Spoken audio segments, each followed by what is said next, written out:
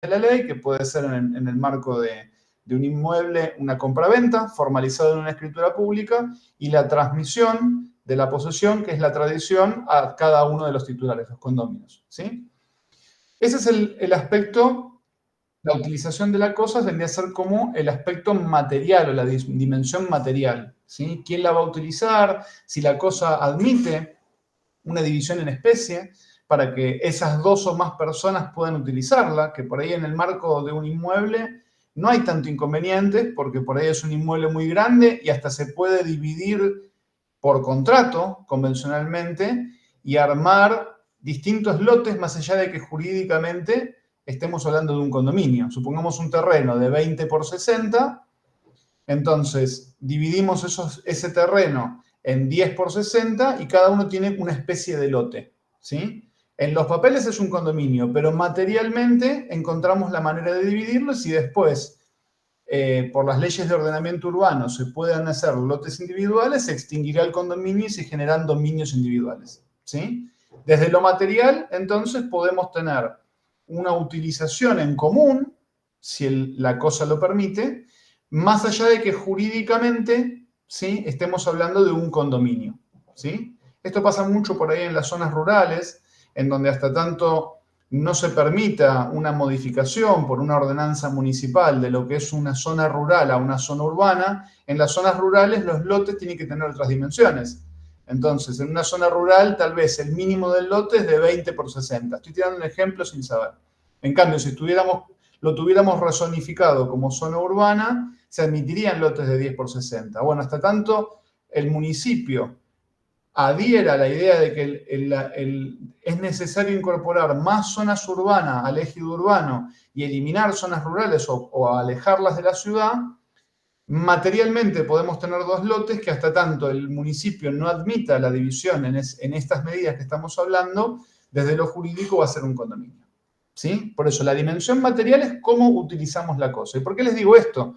Porque tal vez admita una utilización en común, porque se puede dividir, pero también puede haber condominio sobre un auto, que dos personas tengan un auto, a título de derecho real de condominio.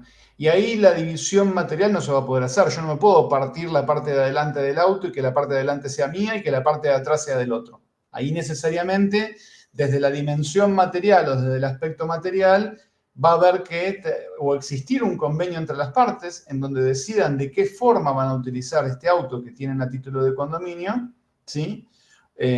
Ya sea utilizándolo de forma alternada por periodos o que alguno se lo permita utilizar de forma exclusiva y excluyente a otro de los propietarios. Y como ambos son propietarios, en principio eso no generaría un derecho a una indemnización. Ya vamos a ver en qué supuesto sí. Entonces, desde el punto de vista del condominio se genera una doble realidad, una doble dimensión. La material, por la comunidad que existe entre dos o más personas y su relación para con la cosa, este derecho real que es el poder jurídico de estructura legal, y después desde lo jurídico la asignación jurídica de una parte indivisa o una alícuota, ¿sí?, que va a determinar qué porcentaje yo tengo o qué fracción yo tengo sobre esta cosa que adquirimos a título de condóminos, ¿sí? Por eso se habla de, fíjense, es el derecho real de propiedad sobre una cosa que pertenece en común a varias personas y que corresponde a cada una por una parte indivisa. O sea, la cosa desde lo material pertenece a todos. Si podemos usarla de forma conjunta, porque materialmente permite una asignación que no impide el uso conjunto, fantástico. Tal vez el uso va a ser alternado, tal vez el uso va a ser exclusivo. Pero desde lo jurídico la ley le asigna una alícuota o una parte indivisa, ¿sí?, que en principio se presumen iguales. O sea, si compramos un inmueble en condominio, y salvo que el título constitutivo, que es la escritura, no diga que la asignación va a ser en un porcentaje distinto, yo voy a hacer condómino a razón de un medio y un medio, o 50% y 50%. Si somos tres, un tercio, un tercio y un tercio. Si somos cuatro, un cuarto, un cuarto y un cuarto, y un cuarto, ¿sí? El factor común se va dividiendo dependiendo de cuántas partes sean. ¿Podría ser una relación de dos condóminos que uno tenga 3 cuartos y el otro un cuarto? Sí. O sea, se presume en partes iguales, pero las partes pueden pactar una participación distinta en el condominio. Si nada lo dice, se presume que cada uno tiene un porcentaje igualitario. Que esta sería la dimensión jurídica o la asignación jurídica que la ley le da a estos titulares que están adquiriendo un derecho real, que es el condominio. ¿Sí? Entonces, tienen que tener muy en claro eso cuando ustedes lean un informe de dominio, porque ustedes pueden tener un inmueble que tiene dos propietarios, en partes iguales, un medio y un medio, y que tal vez cuando ustedes van al inmueble lo está utilizando una sola persona, y es legal que lo utilice una sola persona. ¿Por qué? Porque ambos son dueños de la totalidad de la cosa. Incluso si hay una asignación material, desde lo jurídico, todos son dueños de la cosa. Por lo tanto, esa asignación material en los hechos funciona, pero en realidad ambos tienen derecho sobre esos inmuebles, hasta tanto se puede hacer una distribución de esos inmuebles y generar otro derecho real, ya sea un dominio por cada lote o eventualmente una propiedad horizontal. ¿Sí? Pasemos entonces a los caracteres. ¿Sí? Como bien sabe, es un derecho real dentro de la clasificación de derechos reales sobre cosa propia y sobre cosa ajena. Este es un derecho real que se ejerce sobre cosa propia, en común, pero sobre cosa propia, sobre una cosa principal, no una cosa accesoria, ¿sí? Y que se ejerce por la posesión. Recordemos que una de las características principales de los derechos reales, a excepción de la hipoteca, la antícresis, la prenda con registro, y bueno, hay otro ejemplo más que no trae al caso. Todos los derechos reales, en su mayoría, se ejercen por la posesión. Por eso cuando decíamos las funciones de la posesión, decíamos que eran el contenido de los derechos reales. La relación de poder-posesión, en el sentido de tener la disponibilidad de la cosa y sentirse dueño de la cosa, es necesaria para estos derechos reales que se ejercen por la posesión. Por eso son el contenido del derecho real, tanto como lo es en el dominio como lo es en el condominio. ¿Sí? Tiene por objeto una cosa, inmueble o mueble, registrable o no. Por ahí uno lo ve más reflejado en el marco de un inmueble, donde por ahí es más común o más usual encontrarse con un derecho real de condominio, pero por eso es lo que digo. Uno podría ser condómino de un auto, podría ser condómino de una mesa, de un televisor. ¿Sí? Es raro, pero podría pasar. Por eso el objeto puede ser una cosa, inmueble o mueble, registrable o no. Más allá de que por ahí los casos prácticos o lo que se ve en la realidad es más asignado a cuestiones inmobiliarias. Que puede pertenecer a más de una persona, es decir, tiene que tener más de una persona, ¿sí? Es necesario para hablar de derecho real de condominio al menos dos titulares, que los titulares, como bien saben, pueden ser personas humanas o personas jurídicas, ¿sí?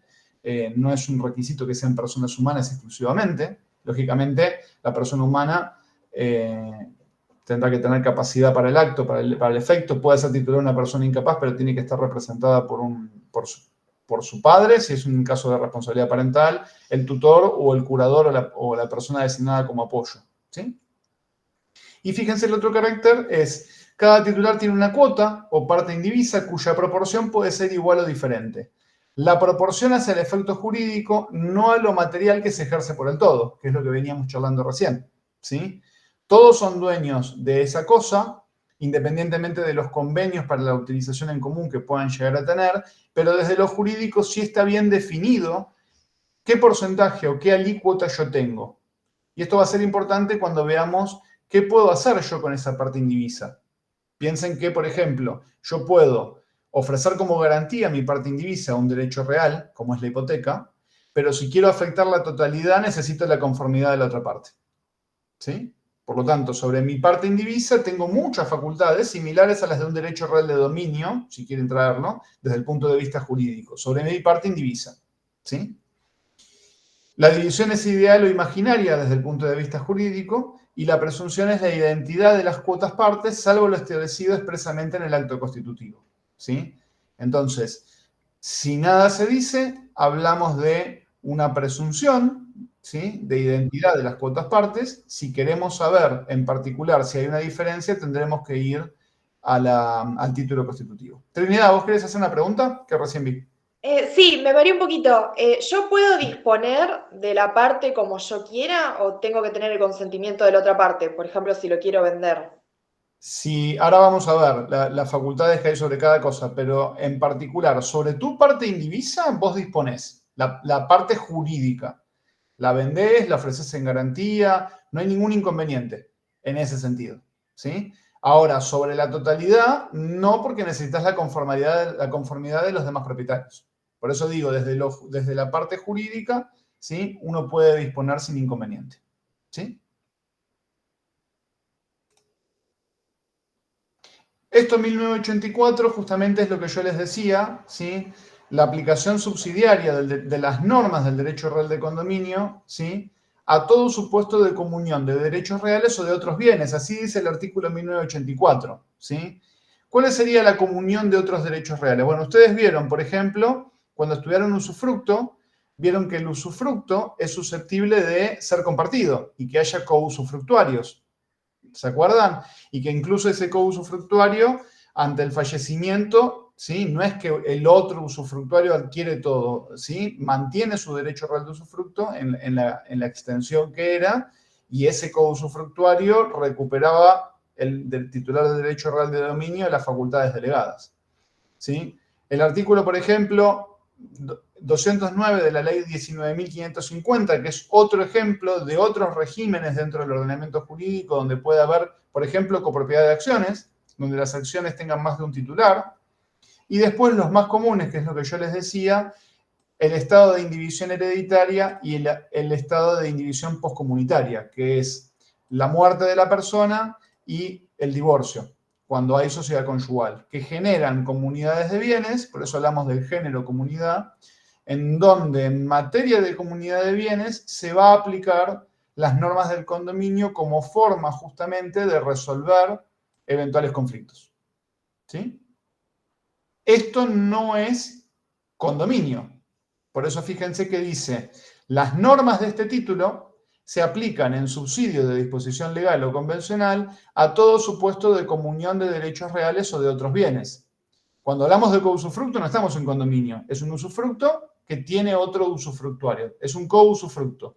Ahora, para los eventuales conflictos que se puedan llegar a dar en este derecho real de disfrute, que es el usufructo compartido con otra persona, se pueden utilizar las reglas del condominio como forma de llevar adelante esos conflictos, ¿sí? ¿Hasta acá estamos bien, chicos? ¿Sí? Bueno. Sí. Cualquier cosa me paran, ¿eh? Yo no tengo problema si hay alguna duda con algo. ¿Sí? Bueno, yo acá puse en la normativa aplicable porque ustedes van a encontrar primero la normativa propia del derecho real de condominio. Hay ciertas reglas del derecho real de dominio que ustedes van a utilizar, que están en el 1984, las disposiciones generales sobre los derechos reales, o sea, cómo se adquiere este derecho real. Como es un derecho real que se ejerce por la posesión, se le aplica la teoría del título y del modo, ¿sí? Y en particular lo que vamos a ver en este cuarto orden, fíjense que dice otras normas que regulen situaciones particulares, en particular, bueno, particular me quedó, la partición de herencia. ¿Y por qué hablo de la partición de herencia? Que esta es la primera gran clasificación que ustedes tienen que dar, que vamos a tratar de abordar hoy. El condominio, ¿sí?, que es la primera gran clasificación, se divide entre el derecho real de condominio con indivisión forzosa o sin indivisión forzosa, ¿sí? Y el condominio puede ser con indivisión forzosa, temporario o perdurable. ¿Esto qué quiere decir? Como nosotros estamos hablando de un régimen de comunidad, este régimen de comunidad, una de las características principales, que es justamente una forma de extinción propia del derecho real de condominio, es la partición. Todo condominio está pensado para extinguirse, eventualmente, ya sea por el fallecimiento de uno de los condóminos, por la exigencia de un condomino de decir hasta acá llegamos, ¿sí?, por partición. Entonces, en principio, un efecto natural del condominio es que el condominio se extinga por partición, ¿sí? Y eso es lo que nos va a determinar en la clasificación que ustedes tienen, que los condominios pueden ser con indivisión forzosa o sin indivisión forzosa, ¿sí? Entonces, ¿cómo se va a partir el condominio? Llegado al caso de que así lo deseen los copropietarios, se le van a aplicar las normas de la herencia. Ya lo vamos a dar. Quédense tranquilos que lo vamos a dar, ¿sí? Pero entonces, cuando hablamos de la normativa aplicable a los condominios, vamos a ver que cuando hablemos en particular de esta forma de extinción del condominio, que es la partición, hay una remisión expresa a las normas de la herencia. Acá traemos las normas de la herencia, de cómo los herederos resuelven para adjudicarse y partirse estos bienes que se encuentran en comunidad, ¿sí? Y la aplicamos también al condominio, ¿sí?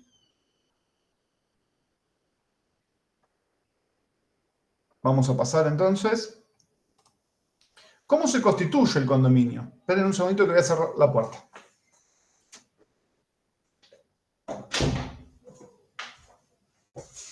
Porque tengo el perro que entra y que sale, entonces me abre la puerta el perro. Leandro, perdón, no quiero ser molesta, pero a mí no me quedó claro el tema de qué pasa cuando un condominio muere. No entiendo si eso pasa a ser un todo o pasa a ser, por ejemplo, se hereda, un heredero hereda esa parte. Si hay un heredero, está perfecta la pregunta, Trinidad. Si hay un heredero, ustedes saben que cuando la persona fallece, continúa, los herederos con vocación legítima continúan a la persona que fallece. Entonces, esa porción indivisa, que dijimos que se presumía igualitaria, va a ser parte del acervo hereditario. Y ahí el condominio, en vez de tener dos propietarios, va a tener la cantidad de propietarios que sean, que por herencia integren esa parte. Lo que se va a dividir es ese 50%, ¿sí? Ahí no habría problema. Yo lo que digo es que, para que ustedes conceptualicen, el condominio siempre puede partirse, salvo por algunas razones que las vamos a ver hoy. Cualquier condominio puede exigir la extinción del condominio mediante lo que se llama la acción de partición. Eso sucede siempre porque es un derecho de los condóminos, salvo los supuestos de condominios con indivisión forzosa, ¿sí? Uno de los ejemplos, entonces, de cuándo puede partirse es por voluntad o, por ejemplo, por la extinción de un condominio. Si el condominio que falleció no tiene herederos, el condominio se extingue justamente porque la otra parte indivisa queda sin herederos, ¿sí? Y se consolida todo en el dominio de una única persona, ¿sí? Pero no se limita a la muerte, sino que también puede ser por petición. Todos los condominios tienen esta vocación a extinguirse por pedido de partición de alguno de los condominios. Es decir, bueno, yo quiero partir este condominio y como los lotes, este ejemplo que nosotros dábamos, permiten una asignación, afectemos a dominio cada lote. No tengamos un condominio donde no sabemos bien qué nos corresponde a cada uno, ¿sí? Y hacemos una partición que en este caso permite una adjudicación en especie, ¿sí? Que se pueda pedir siempre la partición o que temporal o perdurablemente no se pueda pedir es lo que nos va a hacer dividir la clasificación entre condominios con indivisión forzosa, ¿sí? Que no pueden dividirse, o sin indivisión forzosa, ¿sí? Nosotros ahora vamos a ver la teoría general y vamos a ver en qué supuestos la ley permite que el condominio, que tiene como efecto deseado que siempre pueda ser partido por voluntad de las partes, que pueda ser extinguido por voluntad de las partes, dadas ciertas circunstancias o cierto tiempo, pueda mantenerse indiviso temporariamente o perdurablemente, dependiendo de cuál sea el objeto, ¿sí? Ahora lo vamos a ver. Veamos la teoría general entonces. ¿Cómo se constituye un derecho real de condominio? ¿Cómo lo hago nacer? ¿Cómo lo transfiero si lo tengo? Bueno, dependiendo del objeto podemos hablar del título suficiente más el modo suficiente, ¿sí? Por ejemplo, en lo que son las cosas muebles no registrables y los inmuebles, ustedes saben que el acto jurídico revestido de las formalidades de la ley, que es el título suficiente, ¿sí? Por ejemplo, una compraventa formalizada por una escritura pública, más la tradición hace nacer o transmitir un derecho real. Que en este caso, en vez de hablar del derecho real de dominio, los que lo están recibiendo son dos personas. Por lo tanto, hay un condominio. Es la aplicación del 1882 que ustedes ya estudiaron, ¿sí? La inscripción, ¿por qué no la pongo a diferencia del segundo punto? Porque la inscripción en materia de inmuebles y de inmuebles no registrables, bueno, en materia de inmuebles, tiene carácter declarativo. El registro de la propiedad inmueble declara derechos reales que se constituyeron en la realidad extrarregistral. Cuando yo fui a la escribanía y firmé la escritura y me hicieron entrega de las llaves, ahí nació el derecho real, en este caso de condominio. La inscripción en el registro es para darle publicidad y oponibilidad a los terceros interesados, ¿sí?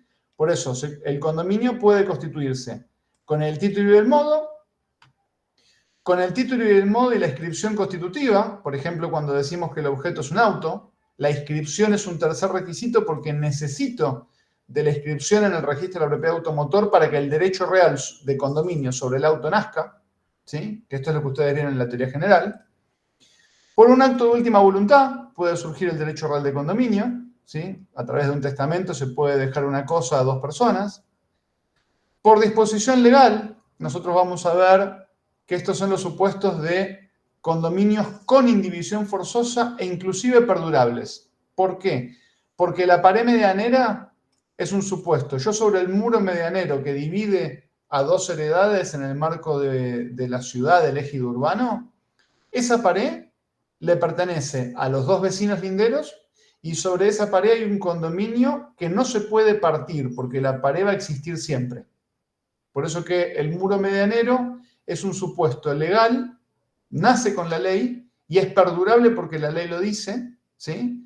No se va a extinguir nunca. Yo no puedo partir el muro medianero porque la ley me exige tener un muro medianero que separe a los dos inmuebles. Entonces, sobre el muro medianero hay un condominio. ¿Y de qué tipo de condominio hablamos? Un condominio con indivisión forzosa perdurable. ¿Qué otra forma de constituir o de adquirir el derecho real de condominio? Bueno, la prescripción adquisitiva, ¿sí? Ustedes saben que si bien cuando una persona inicia un proceso de prescripción adquisitiva o de usucapión, si hablamos de materia inmobiliaria, uno tiene vocación a todo. O sea, vos, ¿qué es lo que vas a querer cuando haces una prescripción? Y ser dueño. No voy a querer compartirlo, ¿sí? Ahora, no habría ningún inconveniente porque la prescripción adquisitiva es el modo originario de adquirir todos los derechos reales que se ejercen por la posesión, ¿sí? Uno por ahí lo identifica con el dominio, porque los ejemplos más concretos son de dominio, pero por ejemplo, si dos personas, dos concubinos, están hace 20 años habitando en un inmueble, lo más lógico sería que el expediente judicial de usucapión o prescripción adquisitiva tenga dos actores, el marido y la mujer, o el hombre y el hombre, o la mujer y la mujer, dependiendo cuál sea la unión convivencial, en donde ambos adquieran el derecho real de condominio sobre la cosa, porque de hecho la posesión no fue a título exclusivo, sino que fue compartida. Por lo tanto, el derecho real también debería ser de condominio y no de dominio, ¿sí? Entonces, una forma de adquirir el derecho real de condominio también es por prescripción adquisitiva. La característica es que el derecho real que yo adquiero es una comunidad, ¿sí? Son dos o más personas que van a tener este derecho real, ¿sí? Y después también se le aplican, por eso digo que también se aplican las normas generales del dominio, que no las vimos mucho, pero que están. Hay ciertos modos especiales de adquirir el derecho real de dominio que también son modos especiales que se utilizan para el condominio. Por ejemplo, como modo especial de adquirir el derecho real de dominio, ustedes tienen la apropiación, que lo vimos muy por arriba, que está en las normas del derecho real de dominio y que también es susceptible de ser utilizado para el condominio, ¿sí? No es muy importante eso, por eso lo pasamos rápidamente, está en el código, pero cuando yo digo que se le aplican las normas del dominio es para estos supuestos especiales. Son modos especiales originarios de adquirir el derecho real de dominio que en esto también se pueden trasladar al derecho real de condominio, ¿sí? Acá venimos a la clasificación que venimos charlando, ¿sí? El condominio común o normal, ¿sí? Como quieran definirlo, es aquel que no tiene un estado de indivisión forzosa. ¿Qué significa de indivisión forzosa? ¿Sí? Es que yo forzosamente, la ley no me dice que no lo puedo dividir.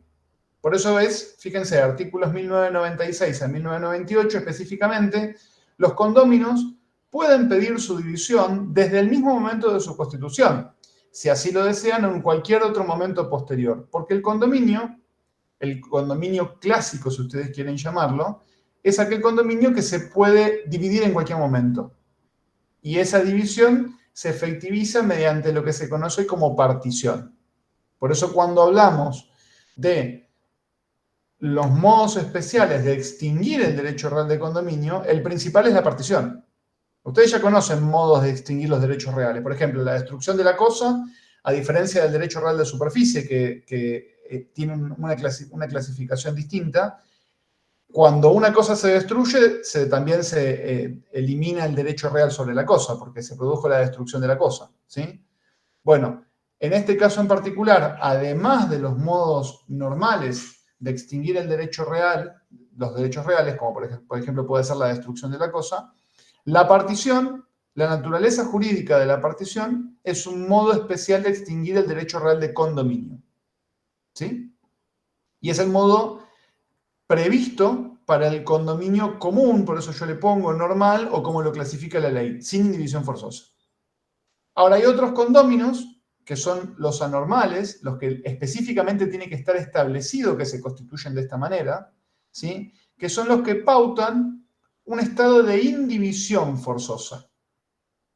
Forzosamente no se pueden dividir por distintas características o distintas situaciones que se tienen que dar y que tienen que figurar en el título constitutivo. ¿Sí? Chicos, me esperan un segundito, me está sonando el teléfono y tengo que atender. ¿Sí? Un segundito.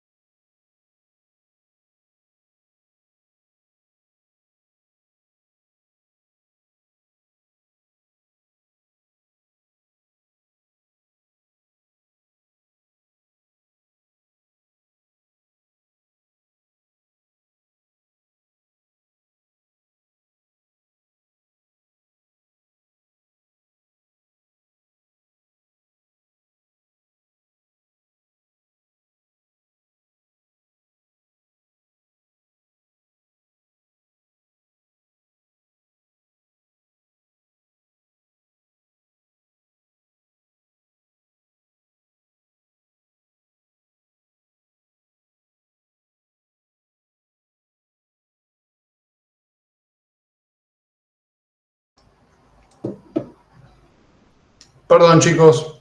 Mil disculpas. Justo estaba esperando una llamada y no le podía decir que no. Mil disculpas. No pasa nada. Bueno, ¿hasta acá estamos bien? ¿Sí? Sí, sí. Bueno, Sí. vale. Entonces, ¿hablamos de condominio con indivisión forzosa o sin indivisión forzosa? Dependiendo de la situación en la que nos encontremos. Ahora después lo que tenemos que ver es cuándo está uno y cuándo está otro. ¿Sí? Pero primero vamos a hablar de las características generales y después nos metemos en los condominios con indivisión forzosa. ¿Qué pueden hacer entonces? Porque nosotros lo que decíamos es, desde lo material hay una cosa compartida entre dos o más propietarios y desde lo jurídico tenemos una asignación que se presume igualitario. ¿Sí? Profe, Fíjense, una consulta antes de seguir. Cuando no estabas, ahí dijo que faltaban 15 minutos, o sea que sí que faltarán 10 minutos para que termine la... ¿Qué hacemos? ¿Nos conectamos al mismo o...? no, yo publiqué en Hay la... a otro. Publiqué otro que está Ok.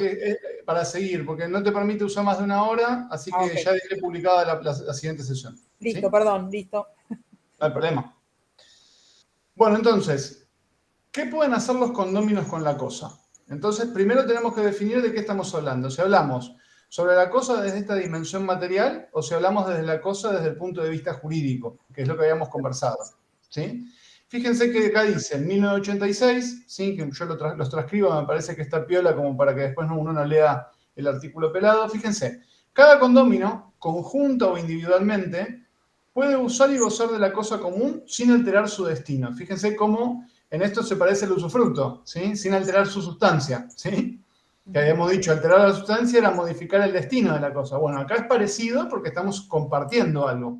En el otro, si bien no eran dos derechos reales de la misma identidad, porque no hablábamos de condóminos, hablábamos del dominio imperfecto desmembrado con un usufructuario, el usufructuario tenía que respetar la sustancia de la cosa y, por ejemplo, no alterar el destino. Bueno, en esto es parecido. No puede deteriorarla en su propio interés, o sea, no se puede autoperjudicar u obstaculizar el ejercicio de igualdad de facultades por los restantes condóminos. Es lógico, ¿sí? Si tenemos algo compartido, deberíamos poder usarlo de forma compartida. Si no, ¿para qué quisimos armar un condominio? ¿No? Fíjense que a diferencia de lo que nosotros siempre entendemos en materia de derecho real, ¿cuál es la estructura legal? El orden público y que la autonomía de la voluntad no existe. Bueno, acá, si bien estamos dentro del ámbito de un derecho real, como tenemos un régimen de comunidad de bien, es decir, hay dos propietarios que utilizan un mismo bien y tienen derecho a utilizar ese mismo bien, fíjense que el mismo artículo dice que se admiten los convenios de uso y goce, ¿sí? Pudiendo determinar en tales convenciones, tales contratos, el uso y goce alternado de la cosa o que se ejercite de manera exclusiva y excluyente sobre determinadas partes materiales. Por lo tanto, esto que yo les decía, si estamos en un condominio sobre un lote que tiene dimensiones importantes, que permitiría simular lotes individuales, ¿sí? Como si fueran a título de dominio, más allá de que desde lo jurídico no lo son, pero para que cada uno tenga su construcción en su casa, y queremos firmar como condóminos un convenio y una asignación material de esta parte, el 1986 y el 1987 me permite, por imperio de la autonomía de la voluntad, hacer esta convención que permitiría un uso conjunto de la cosa y distribuido materialmente porque la cosa lo permite. Si la cosa no lo permitiría, tampoco habría un inconveniente para hacer un convenio de uso alternado. ¿Sí? Acá sí, en la comunidad que se genera porque hay dos o más propietarios, se permite un mínimo de autonomía de la voluntad, a diferencia de los demás derechos reales donde la estructura legal, como lo que nosotros vimos, está muy presente, ¿no? En este marco se puede, ¿sí?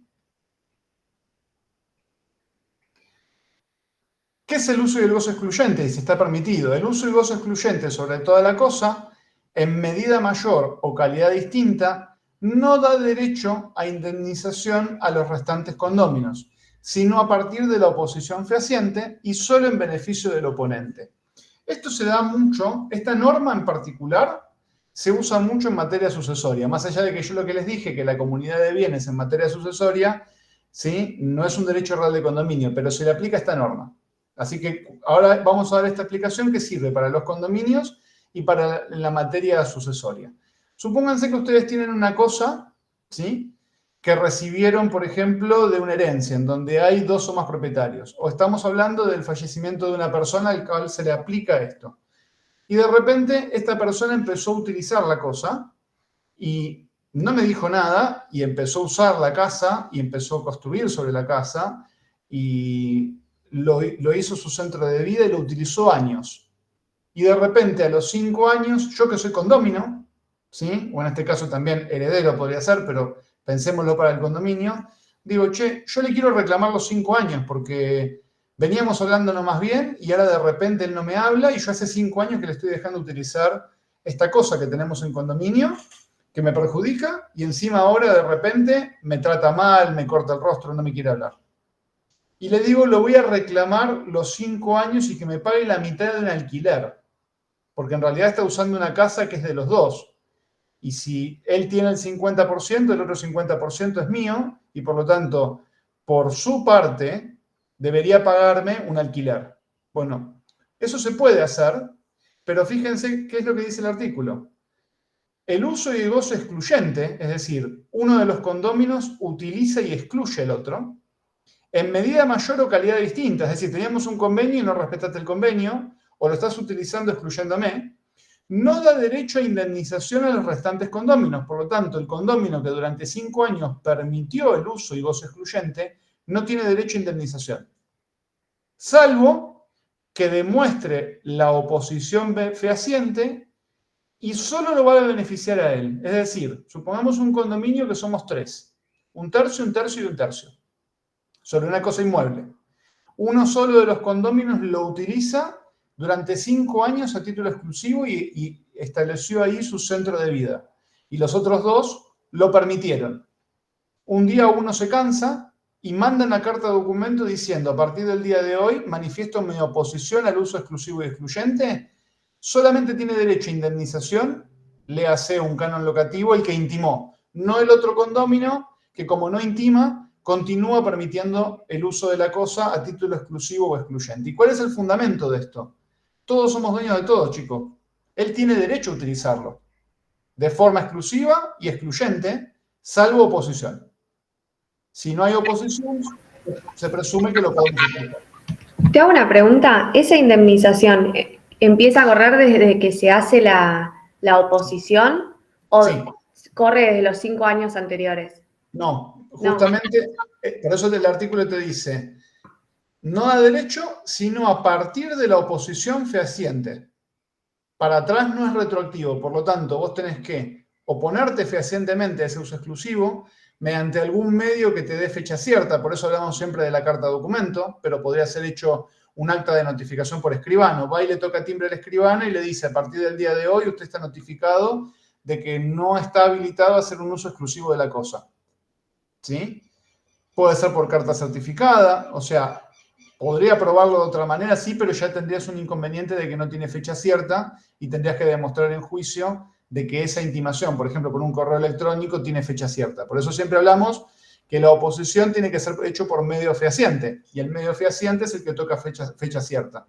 La carta de documento es el modo más común, ¿sí? Y solo va a beneficiar al condómino que exigió esta oposición.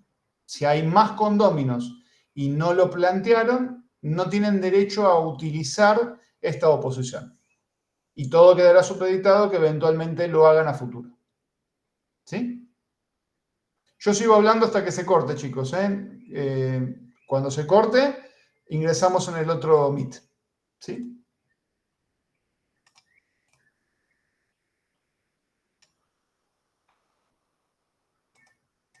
Esperen que ahí se me fue. ¿Qué pueden hacer entonces sobre la cosa? Fíjense, la disposición jurídica o material de la cosa o de alguna parte determinada de ella solo puede hacerse con la conformidad de todos los condóminos. Esto es por lógica, porque no estamos hablando de la disposición o venta de la parte indivisa. Si hablamos de un régimen de comunidad y queremos vender la cosa desde lo material, es decir, en un todo, necesito la conformidad de todos. No puedo vender algo que no tengo en su totalidad. Nadie puede transmitir un derecho mejor o más extenso del que tenía. Es el criterio general de las normas del derecho.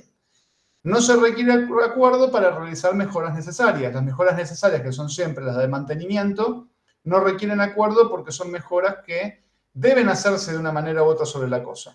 ¿Sí? Dentro de los límites de uso y goce de la cosa común, cada condomino puede también, a su costa, hacer en la cosa mejoras útiles que sirvan a su mejor aprovechamiento. Recuerden en esto la clasificación en mejoras necesarias, útiles y suntuosas, ¿sí? Las necesarias son las que sí o sí hay que hacer, por lo tanto no requieren conformidad porque son inherentes al mantenimiento de la cosa. Las demás, como son una liberalidad, si no tiene una conformidad de todos, después no se podría exigir el costo de la cosa. ¿Sí? ¿Qué otra cosa se puede hacer? La partición. ¿Sí? La partición es la facultad de los condóminos de exigir la partición de la cosa material y a la vez es un modo especial de extinguir el derecho real. ¿Sí?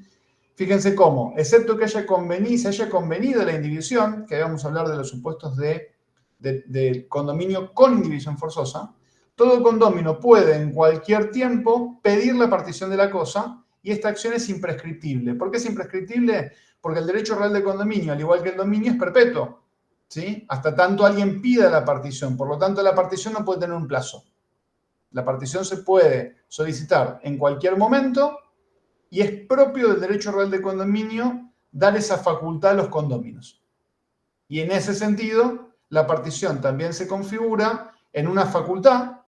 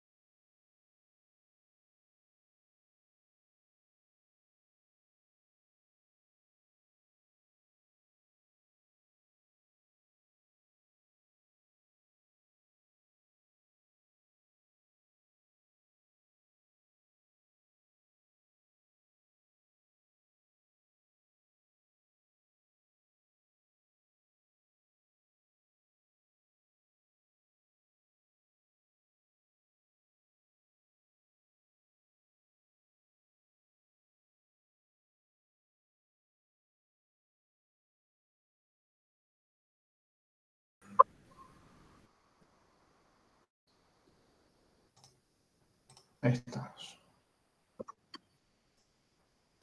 Esperen que admito todos y seguimos.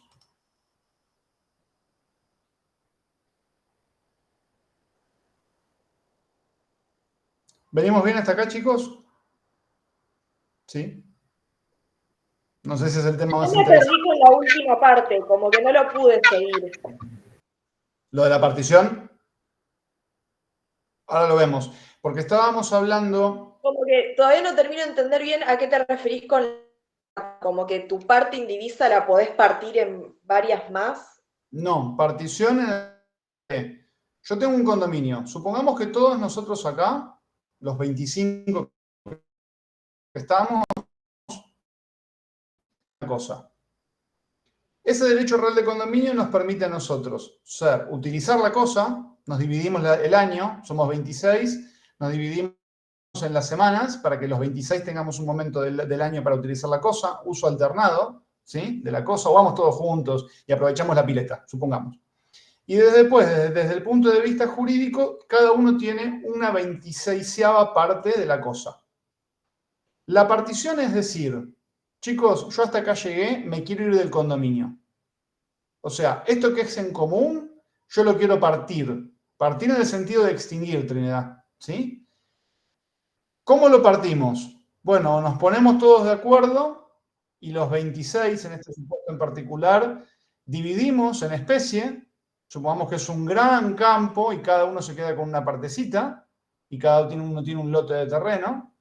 O yo digo, yo ejerzo mi derecho a la partición, ¿sí? Cómprenme la cosa y yo transmito, y en vez de tener 26 partes indivisas, van a tener 25. El condominio se reduce y vos dejás de ser condominio. La partición es decir, quiero disolver este condominio. Después, ¿cómo se disuelve?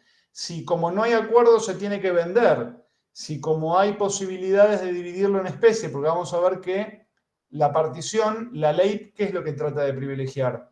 No generar un perjuicio por la voluntad de uno de los condóminos al resto.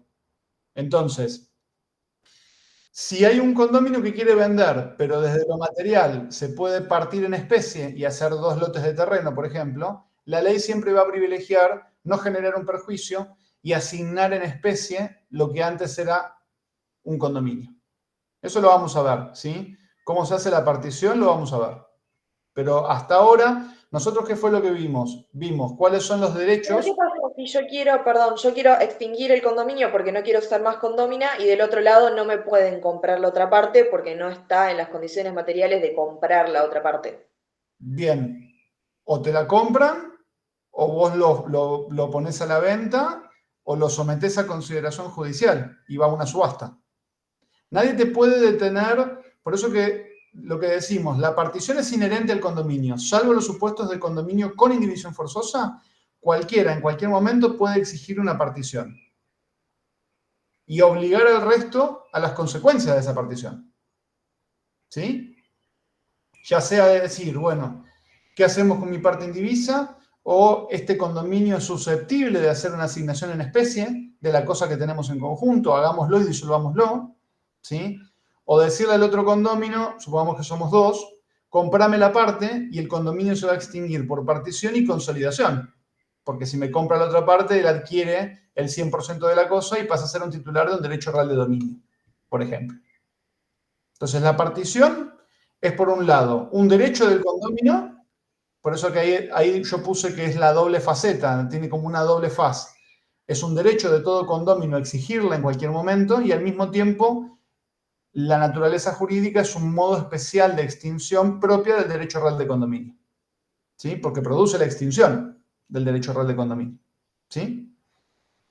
Salvo que estemos en algunos... No, de nada. Estemos en alguno de los supuestos de condominio con indivisión forzosa, que pueden ser temporarias o perdurables. Ya les adelanté que, por ejemplo, el muro medianero, yo no le puedo decir a mi vecino que quiero extinguir el condominio y que pido la partición y que la exijo judicialmente, porque la ley me dice que el muro medianero va a ser siempre perdurable y va a haber siempre un condominio y ambas partes van a tener que poner plata para mantener esa pared.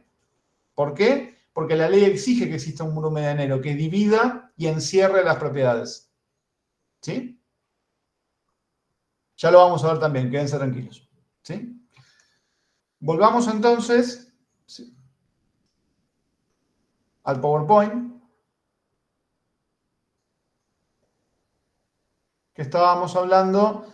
Habíamos arrancado de hablar de las facultades, ¿sí? Por eso estábamos hablando sobre la totalidad de la cosa, uso y goce, el uso y goce excluyente, que era lo que habíamos hablado, ¿sí? Los actos de disposición y la facultad de la partición, que a la vez es extinción, ¿sí? Y ahora lo que tenemos que ver es qué pasa con la parte indivisa, porque hasta ahora veníamos hablando sobre la cosa. ¿Y qué puedo hacer yo sobre mi parte indivisa? ¿Sí? Bueno, yo acá hice como un cuadrito, fíjense qué es lo que yo puedo hacer. La parte indivisa está conceptualizada en el artículo 1989. Esta es la asignación jurídica que la ley da sobre la cosa, que se presume en términos iguales, salvo que el título constitutivo diga algo distinto. ¿Qué puedo hacer? Sin el consentimiento del resto, puedo enajenar la parte indivisa, es decir, venderla, ¿sí? Dejar el condominio y traer a otra persona, ¿sí? Ejercer acciones posesorias y reivindicatorias. Soy legitimado activo, como tengo una parte indivisa, puedo reclamar el cese en la turbación de mi derecho posesorio, porque el condominio se ejerce por la posesión, o incluso recuperar la cosa en beneficio de todos. Una acción reivindicatoria es una acción real por la cual el titular de un derecho real que se ejerce por la posesión recupera la cosa del cual fue privado. ¿Sí? Acciones posesorias, acciones reivindicatorias. Puedo gravar la parte indivisa. ¿Sí? La parte indivisa es susceptible de gravámenes. ¿sí? Podría generar, por ejemplo, un derecho real de hipoteca, ¿sí? ¿Qué puedo hacer también sobre mi parte indivisa? Renunciar. Yo podría renunciar a mi parte indivisa y al renunciar a la parte indivisa, los derechos que a mí me otorgaba la parte indivisa se transmiten a los demás condóminos y acrecen en su derecho. Hay un derecho a crecer, por lo tanto, si había un condominio de 3 personas o de 4, un cuarto, un cuarto, un cuarto y un cuarto, y uno renuncia, el condominio pasa a ser de 1/3, 1/3 y 1/3. La renuncia del derecho real de condominio hace más grande, acrece a los condóminos que sí se mantienen en el derecho real de condominio. ¿Sí? Por eso el derecho a crecer. Y algo muy importante, si se puede vender sin consentimiento, los acreedores la pueden ejecutar también sin el consentimiento, porque lo que se va a ejecutar es la parte indivisa. ¿Sí? ¿Cuál es el criterio general? El patrimonio del deudor es la prenda del acreedor, ¿sí? Es la garantía del acreedor. Entonces, yo tengo una parte indivisa, eso tiene un valor. Yo tengo un medio sobre un inmueble y tengo deudas y no pagué. El acreedor puede ejecutar ese medio. Hay que ver quién quiere comprar una parte indivisa, ¿no? Pero bueno, si es un campo, por ejemplo, tiene un valor importante que incluso hasta puede dividirse. Un campo de 200 hectáreas que tienen un condominio, 100 hectáreas y 100 hectáreas, es un bien interesante para ejecutar. Un derecho real de condominio, esa parte indivisa tiene un valor importante. Si es la mitad de una bicicleta, iba a mostrar complicado. ¿Sí? Pero bueno, podría pasar también. Y fíjense, los acreedores pueden embargarla, ejecutarla como consecuencia de este embargo, sin esperar el resultado de la partición que les es inoponible. ¿Qué es esto? El acreedor, ¿sí?, sabe que esa parte indivisa le pertenece a su deudor. Incluso pudo haberla embargado. ¿Qué puede hacer el condómino? Decir, bueno, a mí la ley me dice que puedo partir en cualquier momento. Bueno, partamos. El otro condómino me da dinero y yo le extingo el derecho real de condominio. Por partición, le traslado mi parte indivisa a algún condomino. ¿Y el acreedor qué pasa? Bueno, justamente la partición, que es la extinción del derecho real de condominio, si cuando se hace la partición, el que era deudor deja de tener esta parte indivisa en su patrimonio y la deuda es anterior, esa partición, si bien se puede hacer, es inoponible para el acreedor. Porque si no sería muy fácil el fraude a los acreedores. Es decir, yo ofrezco mi parte indivisa, incluso genero un derecho real de hipoteca, pero también la ley me da el derecho a partir. Entonces, ejerzo mi derecho a partir y me quedo sin el bien, y el acreedor cuando va a ejecutar, por el derecho a partir que le dan las normas del condominio, se queda sin ese bien. Por eso, ¿qué es lo que dice la ley? Ojo, vos podés partir, no hay ningún problema. Si vos mejorás tu participación en el condominio, buenísimo. Ahora, si te quedaste sin la parte indivisa que yo tenía como garantía, esa partición podrá ser oponible entre condóminos, pero no lo es para mí. Por eso, esa parte indivisa siempre voy a poder ejecutarla, más allá de que vos no la tengas, si ejerciste tu derecho a extinguir el condominio por partición. Profe, perdón, lo interrumpo porque hay un compañero que está en espera. Pero no me pareció. Le digo que trate de entrar de nuevo. Sí, por favor, porque no tengo a nadie para admitir. Dale, le aviso. Gracias por avisarme. Voy a prender la luz, chicos.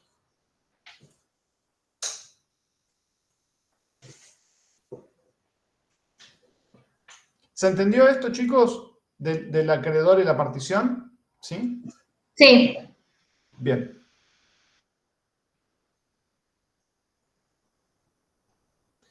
Vimos las facultades o derechos sobre la parte material, sobre la parte indivisa, o lo que yo le conozco como dimensión jurídica. Ahora tenemos que ver cuáles son las obligaciones. ¿Qué obligaciones genera la existencia de un derecho real de condominio? Que la característica que tiene es una comunidad, ¿sí? Justamente, mediante el derecho real de condominio estamos generando derechos compartidos sobre una cosa, ¿sí? Por eso son estas obligaciones que son propias también del derecho real de condominio. Fíjense, cada condominio debe pagar los gastos de conservación y reparación de la cosa. Por eso esto tiene como correlato lo que habíamos hablado de las facultades. Si tiene derecho a ejercer mejoras necesarias, tiene que pagarlas también esas mejoras, ¿sí? Y reembolsar a los otros lo que hayan pagado en exceso con relación a sus partes indivisas, ¿sí? Es decir, la obligación de los condóminos es pagar las mejoras necesarias. Ahora, si alguien del 100% de esa mejora necesaria, ¿sí? Perdón, de la parte que le correspondía, supongamos que estamos en un inmueble, un medio y un medio, y hay que hacer una mejora necesaria. Supongamos que hay que arreglar el tanque de agua y la instalación del agua. Y el arreglo sale 100.000 pesos. Si hablamos de un medio y un medio, cada condominio debería pagar 50.000 y 50.000, porque esa es la parte que le corresponde por la asignación jurídica. Si alguno pagó más y es una mejora necesaria, puede pedir la repetición de lo pagado en exceso por fuera de su parte indivisa. ¿Sí? Fíjense entonces, se solicita el reembolso por exceso por fuera de la parte que ya tiene, porque la obligación es pagar las mejoras necesarias. Ahora, si pagó de más, le corresponde que le devuelvan. En ese caso, supongamos, sale 100.000, él tiene un medio, él tenía que pagar hasta 50, pagó 70, repite sobre los 20 de exceso. ¿Sí? En ese caso en particular. No solamente puede reclamar el reembolso, sino los intereses. ¿Sí? Ustedes recuerden que el costo de no tener el dinero es el interés. Un interés compensatorio es el costo de utilizar el dinero en un momento determinado y que te lo devuelvan meses después. Por lo tanto, el condómino que abona gastos en el excedente de su parte indivisa cuando las mejoras son necesarias podría reclamar la devolución del dinero más una compensación por la devaluación de ese dinero. Que si fuera el nuestro un país distinto, no sería un problema, pero donde acá tenemos una inflación galopante, bueno, ahora supongamos que está bajando, en un país donde hay tanta inflación y variables que afectan, puede ser una cosa a tener en cuenta. Por eso que también puede reclamarse los intereses, ¿sí? Compensatorios serían, ¿sí? Ya después, si hay mora en abonar esto, se le podrán agregar por las normas generales de la responsabilidad intereses moratorios, pero esto por fuera del condominio, ¿sí? ¿Cuáles son las deudas, entonces, en beneficio de la comunidad que hay que abonar?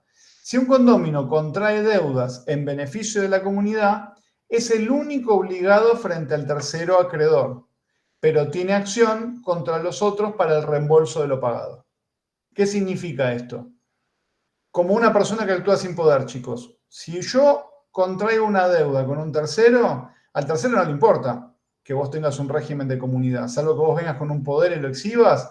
El que está contrayendo la deuda con el tercero es la persona que suscribe esa deuda, que en este caso sería un condominio.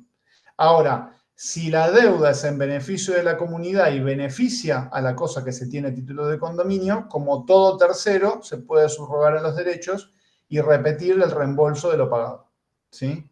Lógicamente, el reembolso va a ser en el excedente de lo que le corresponde pagar, ¿sí? Por aplicación también del artículo anterior, ¿sí? ¿Hasta acá estamos bien? Sí.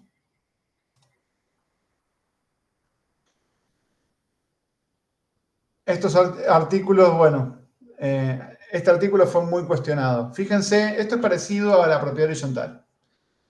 ¿Qué pasa cuando no nos ponemos de acuerdo?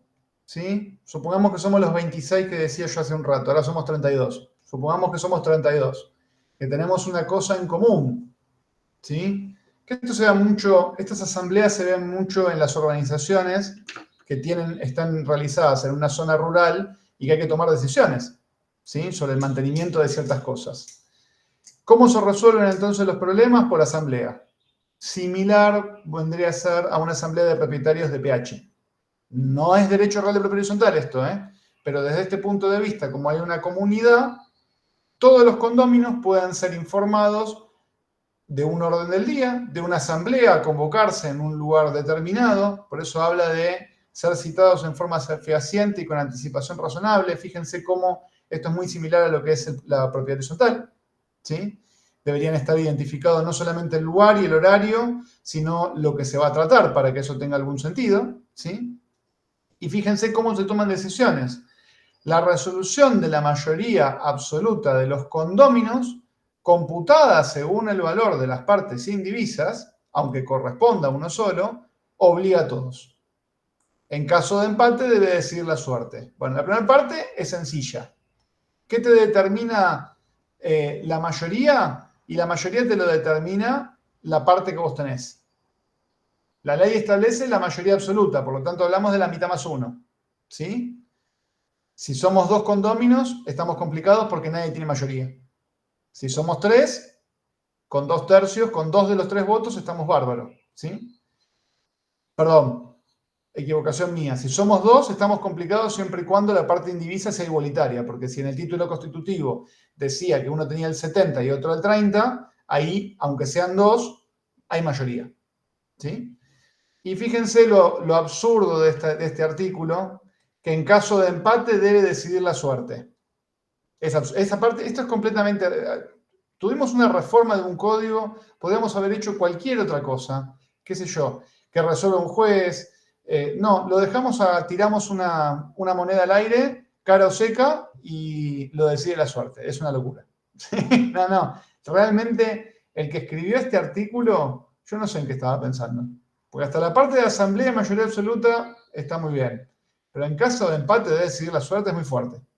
¿Sí? Pero bueno, lo dice el código. ¿Sí? Así que si se da como se da en el 90% de los casos, que hay condominios con partes indivisas iguales y que por lo general los condominios son de 2 propietarios, si no hay acuerdo, nunca vamos a tener una mayoría en el marco de una asamblea y se va a judicializar absolutamente todo. Porque ¿quién va a decidir? ¿Sí? Porque además, ¿cuál es el medio? ¿Qué hacemos? Jugamos una escoba de 15, a ver quién gana. Tiramos un dado, el que saca la generala gana la decisión. ¿Sí? Muy raro. El artículo de verdad que es muy raro. ¿Sí? Bueno, tenemos que meternos, ¿sí? Yo quisiera darles hasta las 8:20, si les parece. Ahí estamos. Para que entró. No sé si era Víctor el que quería entrar desde hoy. Ahí lo ingresé. Tenemos que ver ahora empezar a hablar de qué es justamente la partición. ¿Sí? Para poder después hablar de los condominios en donde la partición, por una circunstancia en particular, no se permite. ¿Sí? Temporariamente o de forma perdurable. ¿Sí? Entonces, ¿qué es la partición? Ya dijimos, es un modo excepcional, ¿sí? Propio del condominio de extinguir el condominio, ¿sí? Que es potestativa, se puede ejercer en cualquier momento, se puede realizar de forma privada, siempre y cuando haya un acuerdo en común y sean todos capaces para poder hacerlo, ¿sí?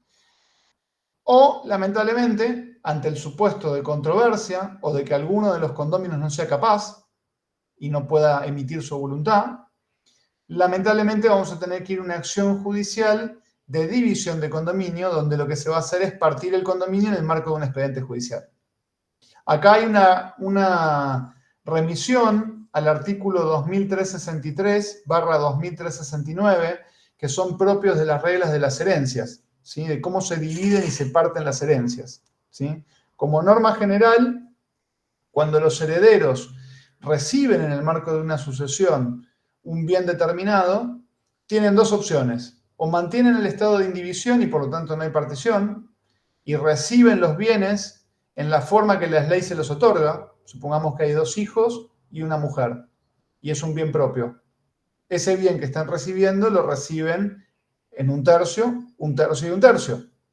Y debería inscribirse, según lo que dice la ley, en 1/3, 1/3 y 1/3. Y sin embargo, los herederos, ¿qué es lo que dicen? Una vez que tienen la declaratoria, dicen, bueno, en realidad nosotros lo que queremos es que este bien quede en cabeza de los hijos, porque esa era la voluntad de la persona que falleció, y que en el mientras tanto la madre pueda seguir viviendo. Entonces hacen un escrito, un convenio privado de partición y adjudicación, en donde en vez de inscribirse conforme a lo que dice la ley, el bien se va a inscribir a nombre de los 2 hijos, a nombre de uno solo, a nombre de la madre. ¿sí? Y se modifica por partición y adjudicación la asignación que por ley le correspondería a estos herederos. Bueno, ese proceso de partición de herencia es el que vamos a traer y pedir prestado para hacer la partición del condominio. Es el mismo proceso y los mismos supuestos, ¿sí? Y la partición o la no posibilidad de partir el condominio me va a dividir y clasificar estos dos mundos que son los condominios con indivisión forzosa o sin indivisión forzosa. Los que se permite la partición son los que son sin indivisión forzosa, que son los que vimos los condominios normales, el común, ¿sí? ¿Y cuáles son los supuestos en los cuales no se puede partir entonces? Porque ya dijimos que como regla, de forma privada, ante la solicitud de alguna de las partes, o judicializándolo, el condominio siempre se tiene que partir. Bueno, existen distintas excepciones a esa regla, que son justamente, ¿sí?, los condominios con indivisión forzosa. Que yo acá los menciono y vamos a tener otro PowerPoint donde los explico un poco más. El primer condominio con indivisión forzosa, a ver, esperen un segundito si por ahí lo tengo, no sé si lo tengo mejor desarrollado. Sí, vamos a hacer una cosa, cierro este PowerPoint y vamos a ir a este. Ah, esperen, cerré todo, no me di cuenta. Vamos a ir de vuelta, ventana, compartir.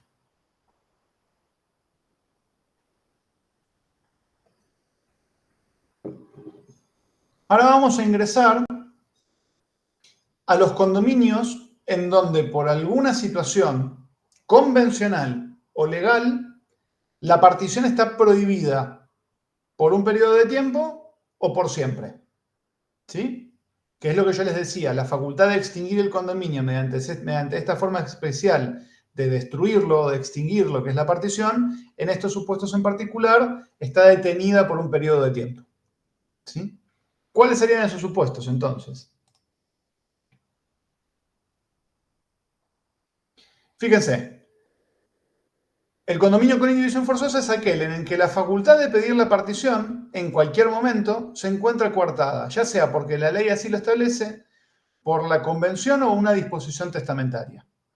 ¿Cuáles son los casos de indivisión forzosa temporario? Porque los condominios con indivisión forzosa se dividen en aquellos que no se pueden dividir por un tiempo determinado o aquellos que no se pueden dividir nunca. Bueno, vamos a ver los de indivisión forzosa temporarios, ¿sí?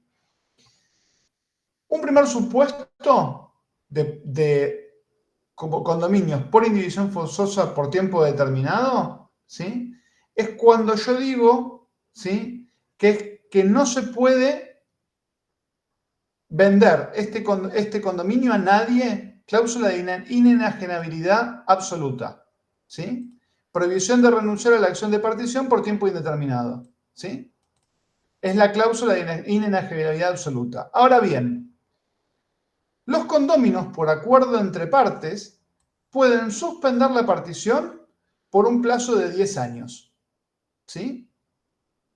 O sea, la partición no puede ser por tiempo indeterminado, el no tener el derecho a partir. Sí lo puedo hacer por tiempo determinado. Plazo máximo, 10 años. O sea, por 10 años yo puedo decir que este condominio por acuerdo entre partes no se va a partir.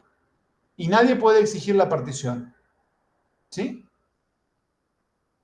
Convencionalmente se establece, normalmente esto se da en materia inmobiliaria, que entonces el título constitutivo plantea que los condóminos están manifestando esta voluntad de no partir por este plazo determinado, plazo máximo de 10 años, pero podría ser 5, 4, 3, 7, ¿sí? El plazo hasta 10 años, ¿sí? Porque lo deseable es que el condominio pueda partirse si así es voluntad de los condóminos. Ahora bien, Profe, perdón, ¿puede ser renovable ese plazo o no? ¿O es? Deberían volver a constituirlo, si está en el título constitutivo, deberían volver a generar una convención. Sí, puede ser renovable. ¿Sí? Dejan pasar un día y vuelven a pactar convencionalmente la partición. ¿Sí? Ahora bien, así como los condóminos pueden voluntariamente decir no partimos por un tiempo determinado. También puede ser que el juez, en el marco de una petición en concreto, tiene que haber una petición judicial y un expediente judicial en trámite, ¿sí?, diga que un condominio no se va a partir. Y este es el supuesto de partición nociva. Ya no es por voluntad de las partes, sino porque ante circunstancias graves o perjudiciales que afecten el aprovechamiento de la cosa, ¿sí?, el juez diga, por 5 años no partimos. Supongamos que se pueda demostrar ante una petición en concreto que partirlo lo vuelve antieconómico y que la exigencia de partir hace que sea completamente antieconómico el dividir en este momento al condominio. Demostrado y con decisión judicial, el juez dice, bueno muchachos, a petición de uno de los condóminos, porque esto va a ser uno de los condóminos el que lo va a pedir, ustedes están pidiendo la partición, pero acá me trajeron fundamentos suficientes para que esta partición no se haga. Durante 5 años, salvo que se modifiquen las circunstancias, 5 años como máximo, no se va a poder partir. Y es renovable por un periodo más de 5 años. ¿Sí? Partición nociva, entonces. ¿Sí? Tercer supuesto. Nos encontramos que esto tienen que relacionarlos porque son todos supuestos que se complementan. El punto 1 lo tienen que relacionar con el punto 3 y con el punto 2, en este caso en particular. Pues ustedes van a encontrar convención, partición nociva y partición anticipada. La partición anticipada es la circunstancia opuesta. Los condóminos dijeron que no se parta, o el juez estableció la no partición. Pero ahora hay circunstancias graves que permiten tirar abajo esa convención o esa sentencia judicial. Entonces, anticipadamente solicitamos la partición, porque nos encontramos en un supuesto de condominio con indivisión forzosa, que mantener ese condominio va a producir un perjuicio. O sea, en la partición nociva, partir produce un perjuicio. En la partición anticipada, mantener el condominio produce un perjuicio. Por lo tanto, si había un convenio que impedía partir o había una sentencia judicial que había dispuesto la no partición, a petición concreta y demostrando cuál es la circunstancia, se resuelve la partición anticipada. Se extingue el condominio con indivisión forzosa y pasamos a un condominio común. El condominio que siempre permite la partición. ¿Sí? ¿Y qué circunstancias graves podrían hacer que se haga la partición? Bueno, por eso, supongamos que durante un periodo de tiempo, pensemos desde el ámbito económico, no era rentable desde lo económico, ¿sí?, hacer una partición, porque estaba demostrado que dividir ese bien lo volvían antieconómico. Tenía valor desde el punto de vista del bien como todo, pero partirlo hacía que económicamente fuera muy poco rentable, prácticamente regalarlo. Eso hizo que el juez diga, bueno, en este caso en particular, esperemos no partan, hasta tanto se modifique la situación, ¿sí? Ahora bien, demostrando lo opuesto, estamos en una situación en donde es muy rentable, donde hay crédito suba, donde podemos venderlo, donde el lote es susceptible de dividirlo y hacerlo, no tiene sentido mantener esta partición, esta no partición durante el tiempo establecido por la ley porque ya no están más las circunstancias. ¿Sí? Entonces, ante ese supuesto se puede utilizar. ¿Y saben esto dónde se usa mucho? Que si bien yo les dije que se aplica a los regímenes, ¿sí?, de comunidad de bienes, esto se usa mucho, por ejemplo, cuando había un condominio entre una familia, esa familia se rompe y el condominio no se parte porque partir el condominio implicaría que donde está radicada la mujer o el hombre con los hijos se tengan que ir de esa casa. Entonces, la circunstancia grave no es la cuestión económica, la circunstancia grave es que, si bien una de las partes tiene derecho a exigir la partición porque ese bien es en común, partirlo implica que la persona que está en el inmueble se tenga que mudar, que normalmente desde lo económico no puede comprar la parte y es su centro de vida, y entonces esa partición se vuelve nociva, justamente, y muchas veces en materia de familia se dispone justamente un condominio con indivisión forzosa. ¿Sí?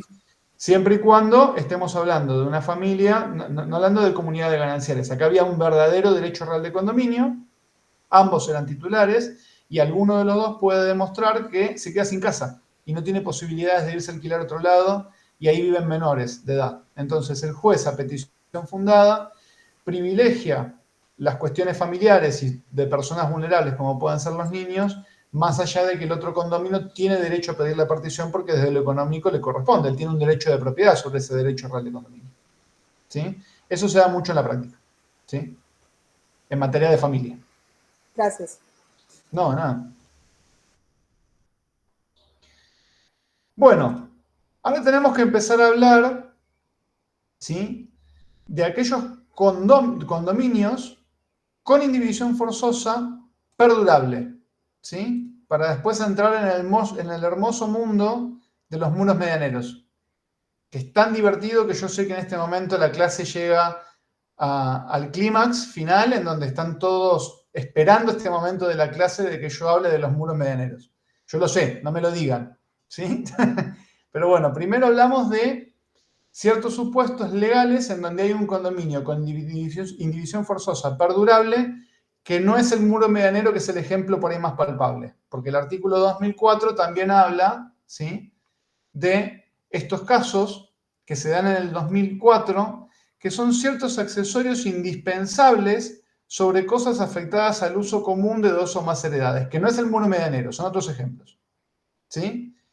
¿Qué se necesita? Dos o más inmuebles de propietarios distintos, un condominio sobre cosas accesorias, ahora vamos a ver el ejemplo, en donde hay una afectación a este accesorio indispensable al uso común, destinadas a la necesidad en interés de las cuales existe la indivisión. El uso de la cosa conforme ha sido creada, gastos de conservación y de reparación. ¿Cuáles son los ejemplos estos?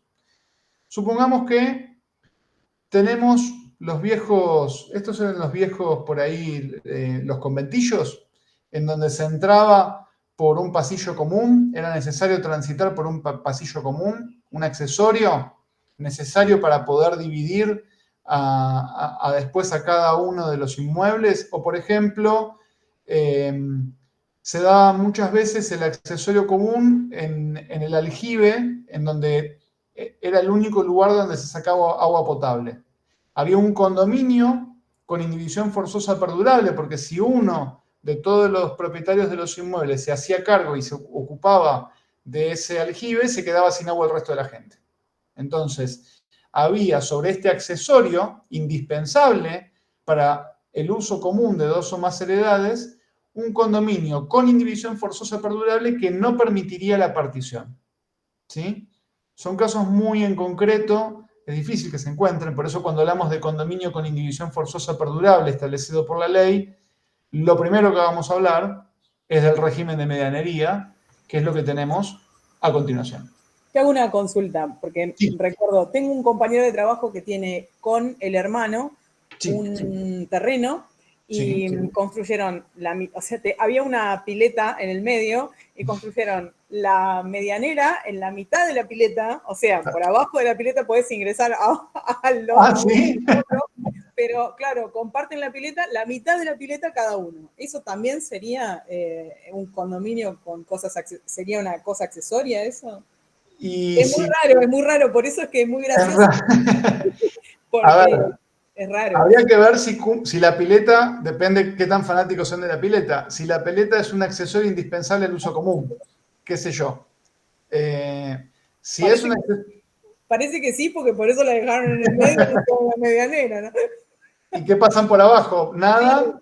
Mirá qué bien, qué cosa rara. Es muy raro, sí. Raro. Bueno, podríamos ponerlo como ejemplo. Okay. Desde lo arquitectónico seguramente que es pintoresco. Gracias. Bueno, ahora vamos a hablar entonces del supuesto más clásico, ¿sí?, y el más importante, que no se limita a los muros medianeros, también se habla de muros y cercos y fosos, ¿sí? El apartado en particular del Código Civil y Comercial que habla del régimen de medianería, habla de los muros, los cercos y los fosos. Normalmente cuando hablamos de medianería, tenemos esta idea del muro medianero, que tanta discordancia y tantos problemas genera, ¿no? Yo acá en Tandil asesoro a empresas constructoras y siempre tengo quilombos con los muros medianeros. De hecho, tengo dos conflictos con un muro medianero, que el de la empresa constructora que administra el fideicomiso quiere pintar una pared medianera y del otro lado, como el edificio le produjo daños, no le quieren dejar ingresar para pintar la pared medianera y entonces no lo puedo convencer ni a la dueña ni a la abogada de que me reclame todo lo que quiera y que tal vez hasta yo pierda el juicio porque el edificio seguramente es en el centro con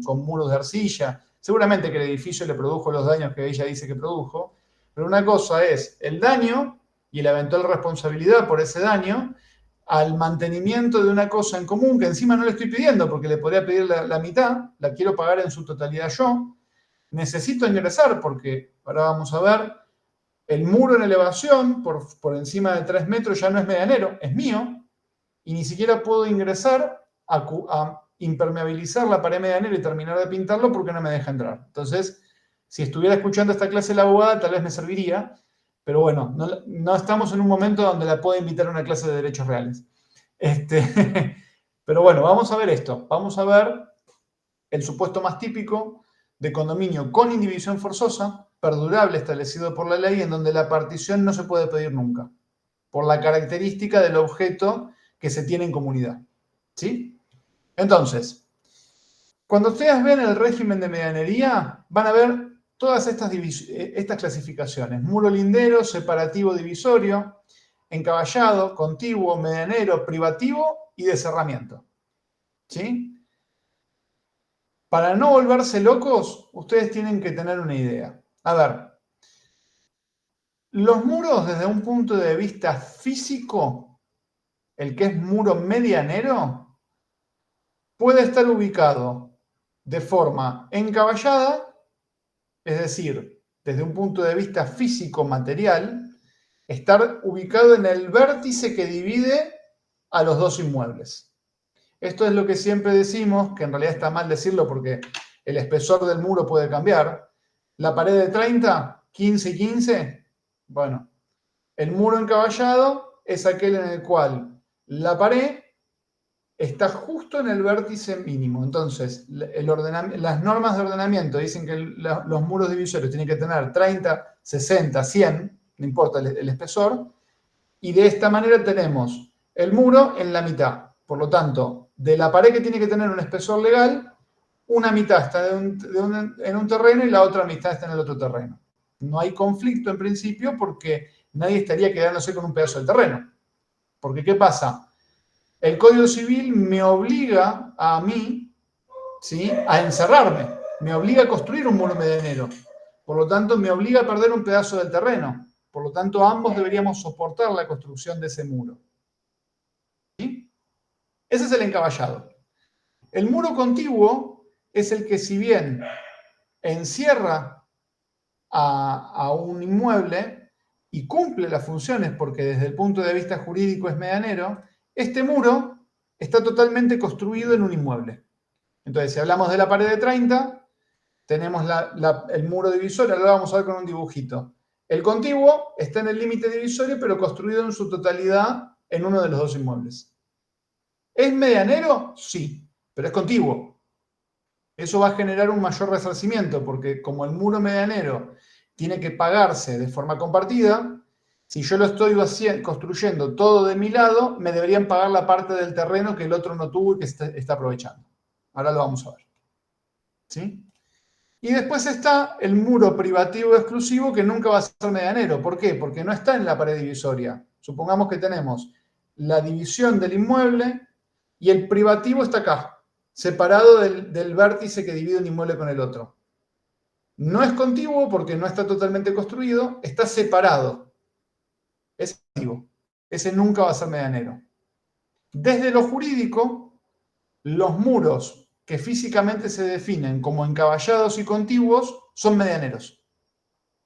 ¿Sí? Clasificación material. El muro encaballado es el que está en el vértice que divide los dos terrenos. 15 y 15. El muro contiguo es el que está en el límite, pero está totalmente construido en uno de los inmuebles. Estos dos se presumen medianeros, jurídicamente. Y al ser medianeros, hay un condominio con indivisión forzosa perdurable. ¿Sí? Fíjense que el muro de cerramiento, que siempre es medianero, puede ser contiguo o encaballado, que es lo que yo le estoy diciendo. El muro de cerramiento en el ejido urbano, ojo, no en zona rural, en ciudades, el muro de cerramiento obligatorio puede estar ubicado totalmente, por eso es contiguo, en un inmueble, o ubicado en el vértice entre los dos inmuebles, y siempre este muro de cerramiento va a ser medianero. ¿Sí? Y si es medianero, hay un condominio con indivisión forzosa, perdurable. ¿Sí? Acá tienen los dibujos, chicos. Fíjense. Clasificación de los muros desde el punto de vista físico. Encaballado es el número 1. Fíjense que ustedes tienen la línea divisoria y el muro que la línea divisoria pasa por el medio. Ahí no hay problema.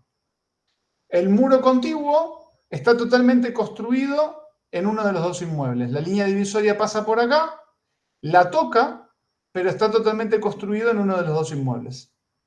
Y después el muro netamente privativo o próximo, que está totalmente construido en uno de los dos inmuebles y alejado de la línea divisoria. ¿Sí? Criterio físico que tiene consecuencias jurídicas. El muro 1 y el muro 2, cuando hablamos de inmuebles urbanos, cumple las funciones de muro de cerramiento forzoso y estos muros de cerramiento forzoso son medianeros, jurídicamente hablando. ¿Sí? Yo sé que es medio trabalenguas, pero por lo menos quédense con esta idea. ¿Sí? ¿Qué es un muro de cerramiento forzoso? Un muro de cerramiento forzoso es cuando hay propietarios de inmuebles ubicados en un núcleo de población. Cerramiento forzoso es dentro del ejido urbano. Ustedes van a tener las leyes de organización territorial del suelo, que acá creo que en provincia es la 8912, en provincia de Buenos Aires, del 77, si no estoy equivocado, en donde hay derechos y obligaciones recíprocos. Hay un derecho del primero que edifica de construir un muro encaballado, ¿sí? Y este muro de cerramiento forzoso puede ser encaballado, es decir, estar ubicado en el vértice, o contiguo. Ambos cumplen la función de cerramiento forzoso. ¿Sí? ¿Cuáles son las características de este muro? Tiene que ser estable, tiene que ser aislante, porque estamos hablando del cerramiento, tiene que tener una altura no menor a 3 metros. ¿Sí? La reglamentación podría, ¿sí?, de forma subsidiaria, elevar este número. Hay municipios que en vez de hablar de 3 metros hablan de 4. ¿Sí? Como mínimo 3 es lo que establece la ley. ¿Sí? Esto que es una novedad, el código dice, desde su construcción y por el solo hecho de reunir dichas características, es decir, un muro contiguo o un muro encaballado, ¿sí?, en un lugar de cerramiento forzoso, se genera un condominio con indivisión forzosa perdurable, que esto no estaba. ¿Sí? Antes había una discusión. Hoy, todo muro con una altura no menor a 3 metros, ubicado desde lo físico, en forma encaballada o contigua, se presume un muro medianero y por lo tanto un muro sobre el cual hay un condominio con indivisión forzosa perdurable. ¿Sí? El muro de elevación no es medianero. Es decir, el muro que supera los 3 metros no es medianero. Y por lo tanto, sobre ese muro podría eventualmente alguien, ¿sí?, adquirirlo por prescripción adquisitiva. ¿Por qué? Porque no es medianero. Yo tendría que adquirirlo o comprarlo y pagar, ¿sí?, porque está construido, ¿sí?, o utilizarlo por 20 años y cuando alguien me venga a reclamar los gastos de la construcción del muro, decir yo hace 20 años que lo uso. ¿Sí?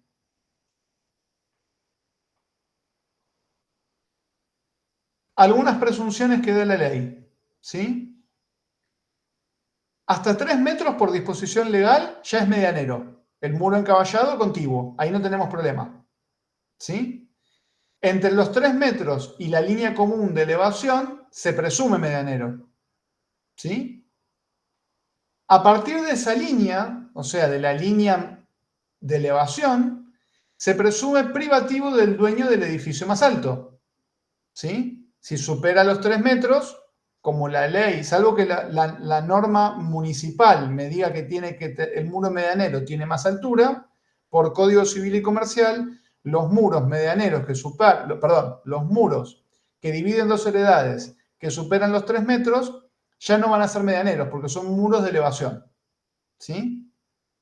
Las presunciones lo son a la fecha de la construcción, se excluyen los muros que separan patios entre sí o edificios y patios. Acá se va a admitir todos los medios de prueba, instrumentos públicos, instrumentos privados o signos materiales cuando lo que queremos es probar algo distinto a lo que la ley presume. ¿Sí? Pero como criterio general, entonces, en el ejido urbano, muros que se encuentren asentados en el vértice, llamados encaballados, o que se encuentren en la línea divisoria, pero totalmente construidos en uno de los inmuebles, cumplen la característica de ser un muro de cerramiento forzoso y todo muro de cerramiento forzoso es medianero. ¿Sí? ¿Qué más tenemos acá? A ver si hay algo más que valga la pena. Ah, bueno. ¿Qué se debería cobrar? ¿Sí? ¿Qué tenemos que indemnizar o qué tenemos que asumir el costo? Fíjense, el muro encaballado, si es encaballado, como está construido en el vértice, nadie quitó terreno a nadie, porque todos están soportando algo que la ley me exige, que es encerrarme. Entonces, el muro encaballado solamente hay que indemnizar la mitad del valor del muro y la mitad de los cimientos, ¿sí? Ante el supuesto de que uno lo haya pagado y el otro no. ¿Sí? Como el muro es medianero, la mitad del valor de lo que costó el muro más los cimientos en el muro encaballado sería susceptible de pedirse la compensación por los gastos. ¿Sí? Y fíjense que dice, independientemente de que el colindante se haya servido, ya que el medianero, por disposición legal, lo abona en toda su longitud. El medianero es un condominio con indivisión forzosa. No importa si uso el muro o no. La ley me exige que me encierre, yo tengo que pagar ese muro. ¿Sí? Ahora bien, si el muro es contiguo, que es ese muro que está totalmente asentado en un terreno, pero que la ley me lo presume medianero, ya no le puedo decir a la persona que únicamente me puede reclamar la mitad del valor del muro y la mitad del terreno. También le tengo que pagar los cimientos. Le tengo que pagar la mitad del terreno, porque yo me aproveché y yo no tengo un muro en mi terreno. Yo gané metros o centímetros, porque la obligación de encerrarme la cumplo con un muro que está totalmente construido en el otro inmueble. Entonces, el vecino perdió terreno. 15, 30, 60, lo que diga la disposición. ¿Se entiende? Y yo gané, porque el muro medianero no está en mi terreno. Entonces, como yo gané metros, tengo que pagarle lo que perdió la otra parte. ¿Por qué hablo de metros? Porque cuando se hace un cobro de medianería, se toma el espesor del muro y se lo multiplica por la cantidad de metros que tiene el muro. Y eso genera un valor por metro cuadrado. Y eso es lo que hay que pagarle a un vecino por medianería cuando yo aprovecho ese muro construido y no me hago un muro medianero en mi terreno. ¿Sí? ¿Se entiende? Pero únicamente hay que pagar el valor del terreno cuando el muro es contiguo. Si el muro es encaballado, ambos tienen que soportar ese muro y ambos están perdiendo un pedazo de terreno por igual. Por eso lo único que se paga es el cimiento y el valor del muro. ¿Sí? Y bueno, esto no importa. No hay tanto problema con esto. Bueno, chicos, yo creo que por hoy hablé mucho, perdón. No, está bien. ¿Se sabe cuándo va a ser el tercer parcial? Sí, me dijo Luana, no les quiero mentir. Me mandó un audio. A ver si estoy diciendo pavadas. No les quiero mentir, pero creo que es el 5 de diciembre. Ah, Jueves. bueno, perfecto. Perfecto. ¿Sí? Se Sí, los sí, para... confirmo porque me mandó un mensaje, me dijo que lo íbamos a hacer y creo que es el 5 porque así la otra semana está la posibilidad de recuperatorio. Exacto. Claro. Sí, Bueno, cualquier cosa después si nos puedes confirmar, así nos vamos organizando con el tema de las fechas. sí, Perfecto, sí, sí. gracias. Gracias. Bueno, no sé si les quedó alguna duda. Yo sé que para Jeremías y otros que están, yo no estoy cortando la clase por esto, sé que está el partido y que van a salir expulsados a ver el partido, así que es lógico. La clase dio justo, si no me tenía que quedar, ¿qué va a ser? Es lo que toca. Pero no, a ver, no sé si quieren aprovechar para hacerme alguna pregunta. Me pueden hacer una pregunta por el foro. Les voy a dejar mi correo, ¿sí? Que no sé si lo tienen. Les voy a poner mi correo personal. Traten de no enviarme un mensaje porque los leo. Un domingo a las 6 de la mañana porque lo voy a leer y no me va a gustar. Pero después el resto de los días, si quieren, ahí tienen mi correo. Es mi nombre y mi apellido. ¿Sí? Si quieren hacer alguna consulta, no hay problema. Silvina. Los Power que usaste hoy, que se estarán en cátedra. Sí, estaban subidos. Sí. Bueno, está bien. No me acuerdo bien dónde, pero están subidos. ¿Sí? Bueno.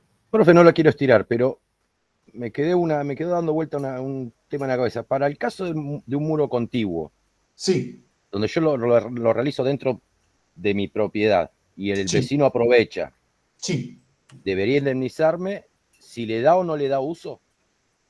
claro, porque la ley te dice que ese muro va a ser siempre medianero. Entonces, ahora, hay una obligación de hacerlo. Y él puede, no sé por qué se me viene esto a la cabeza, pero él me puede decir, sí, yo voy a hacer mi muro. Igual, Okay. igual voy a hacer mi muro, pero me dicen, no, hay un plazo para que él haga ese muro. Estoy pensando en un caso que se dé en la realidad, porque él ahí no debería pagarme, o sí debería pagarme igual, así haga su muro él. Ah, vos decís que él construye un muro de su lado. Claro. Y habría que verlo, porque el tema es, si él construye, yo te estoy diciendo, esto no sería legalmente, sino discutible judicialmente. Si el criterio del muro contiguo es que yo gano un pedazo del terreno, y yo estoy construyendo un muro más ancho, pero estoy perdiendo un pedazo del terreno, tal vez no te correspondería pagar el terreno. Tal vez tampoco te correspondería pagar el valor del muro, porque vos no estás haciendo uso de ese muro, sino que estás... Pero no es lo que dice la ley, que es una presunción, pero igual son presunciones. ¿Sí? Listo. Ahí entendí perfecto, sí. Habría que demostrarlo. En principio, el muro contiguo hace que el fundamento de abonar el terreno del muro contiguo es que vos estás ganando un pedazo de terreno. Si esa condición no se diera, tal vez la presunción no estaría configurada y te permitiría a vos no abonarlo porque vos construiste por tu lado. Igualmente lo perdiste. Claro. Listo, ¿sí? Profe, gracias. Esto igual tiene, o sea, esto que yo les doy como tipos de laboratorio, en la práctica, el 90% de los problemas en construcciones, y más cuando hay una construcción nueva, es esto. ¿Sí? Por ejemplo, yo no le puedo hacer entender al dueño de la empresa constructora, él quiere solamente pagarle al vecino los lugares en donde se apoya la casa. ¿Sí? Perdón, donde se apoya el edificio. Él construyó un edificio en donde, como todo edificio, tiene un patio interno. El edificio viene así, patio interno, y viene así. En el patio interno, el muro que construyó el vecino no lo está usando el edificio. Lo usa adelante y lo usa atrás. Pero el muro igualmente es medianero. Independientemente del aprovechamiento. Entonces, lo tiene que indemnizar esté apoyado el edificio o no. En toda su longitud. ¿Y cuál es el problema? Que el arquitecta le dice algo distinto. Entonces yo tengo el vecino que cuando me llama le digo que tiene razón y mi cliente que me dice que tiene él razón. Entonces no me puedo poner de acuerdo. Y si no, bueno, yo le dije, me voy a juicio, pero lo perdés. O sea, vos a mí me pagás igual, pero lo vas a perder. ¿Sí? Así que bueno, chicos. Bueno, nada, si tienen alguna duda me pueden escribir por ahí, no tengo problema, ese es mi correo personal, pueden escribir en el foro o le pueden dejar hecha la consulta a Luana si es algo en particular que yo les di. Luana igual va a saber contestar todo esto también porque somos compañeros hace mucho tiempo, pero si me quieren preguntar a mí ya que di este tema yo, me pueden escribir. ¿Sí? Gracias. Gracias, profe. Gracias a ustedes, gracias por estar y bueno, que terminen. Gracias. ¿Sí? Gracias. Gracias.